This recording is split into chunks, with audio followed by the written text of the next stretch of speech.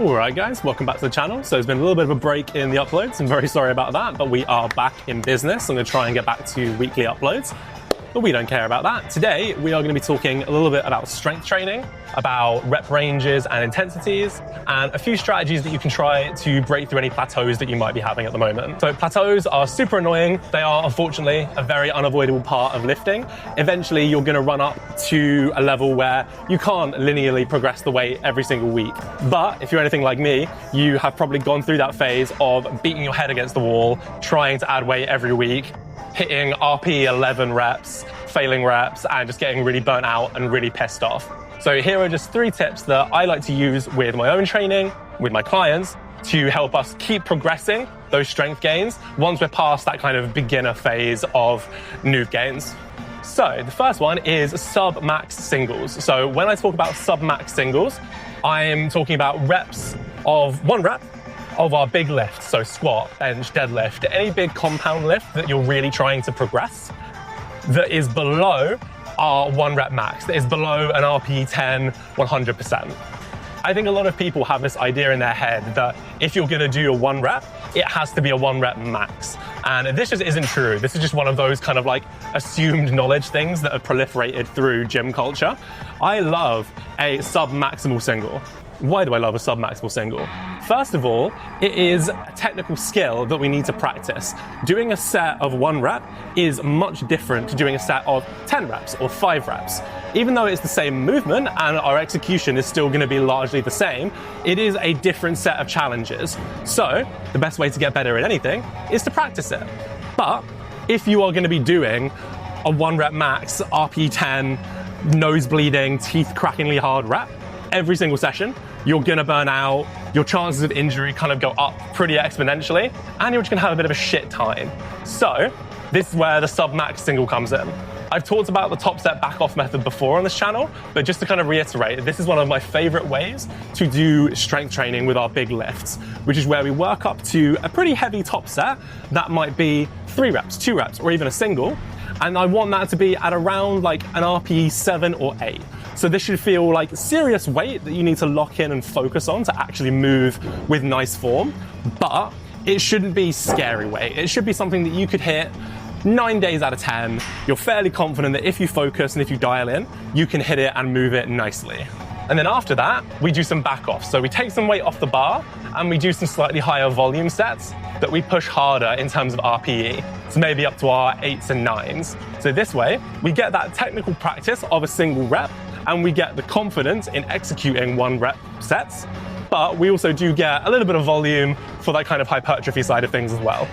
And even more than just the technical side, you would be surprised at how much strength you can develop from sub-maximal work.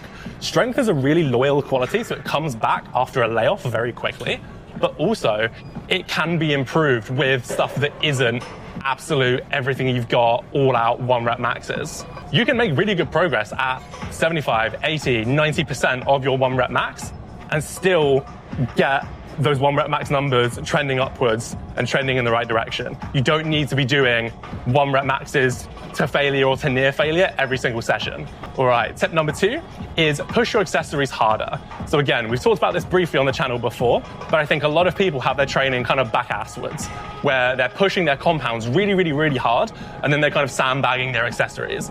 I think you should train your compounds hard. Obviously, you should be training hard, but really save a little bit in the tank for pushing those accessories, whether it's some kind of tricep work for your bench press, whether it's some leg stuff if we want to get up our squat.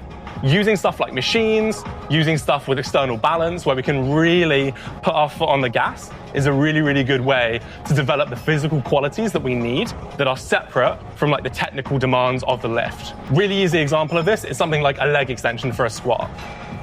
Chances are you're not going to be able to push a back squat, a free weight back squat, to absolute failure and to really torch your quads. You can push them really hard, and even if you do fail, you're still gonna have done some really good training.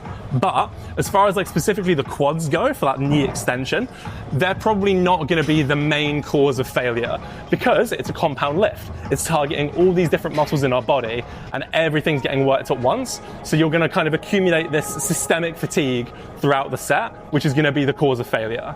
Compare this to something like a leg extension, where we're on a machine, we're really stable, we're really locked in, and we can really isolate the target muscles. This isn't just good for hypertrophy work, though it is really good for just getting a bit more jacked.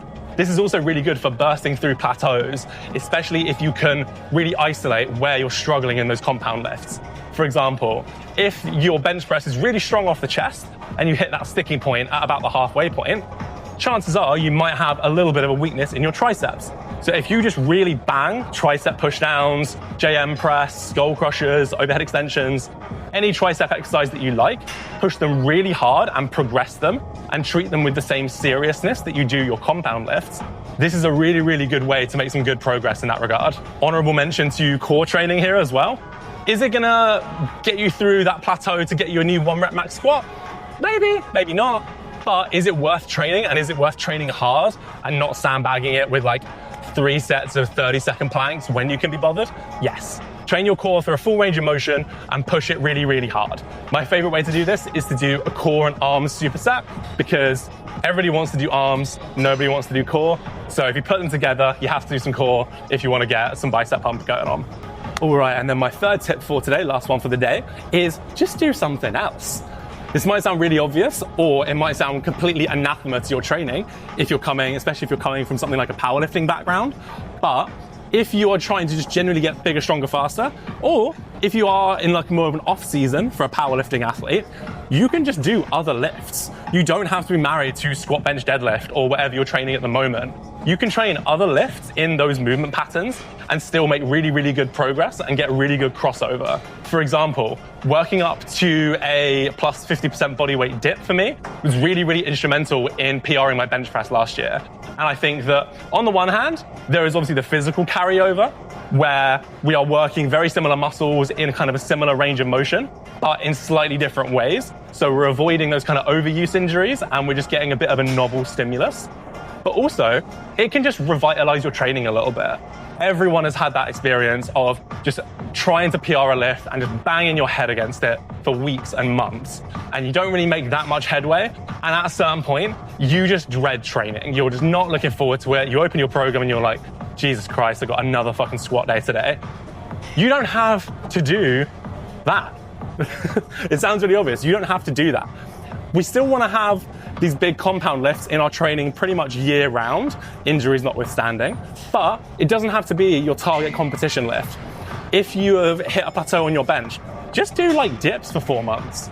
Just try and PR your dip and get really good at dips. If your back squat is giving you a bit of a headache, just do some front squats. Try a variation that's going to force you to reduce the load, will give you slightly different exposure technique-wise, and maybe shore up some weak points, and it will just be a bit more interesting. Enjoyment is really key in training. Enjoyment is what's going to keep you consistent, and the consistency is what's going to get you these PRs in the long run and in the weeks, months, and years to come. So yeah, short video today, guys. Just a few tips to help you mix up your strength training a little bit. If you have any questions, any feedback, or any comments, chuck them in the comments below. Please give me a follow on Instagram. That is in the description below as well. If you want some more help with your training, there is a coaching application in the description, or you can just message me about it on any of my socials. Hope you have a great week of training this coming week. Let's get it. See you later.